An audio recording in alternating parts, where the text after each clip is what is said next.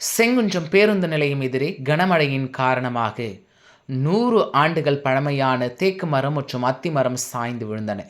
மரம் சாய்ந்ததில் சாலையோரம் நிறுத்தப்பட்டிருந்த 2 கார்கள் நொறுங்கின. திருவள்ளூர் மாவட்டம் பொன்னேரி, சோழவரம், செங்குன்றம் சுற்றுவட்டார பகுதிகளில் காலை முதல் காற்றுடன் விட்டு விட்டு கனமழை பெய்து வருகிறது.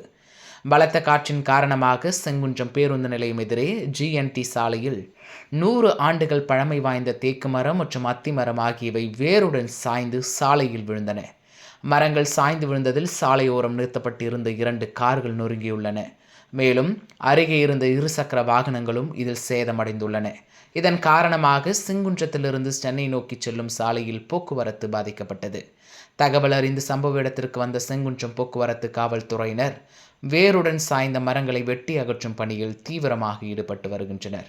காரை நிறுத்திவிட்டு அதன் உரிமையாளர் வெளியே சென்று விட்டதால் உயிரிழப்பு ஏதும் இல்லை என காவல்துறையினர் தெரிவித்துள்ளனர்.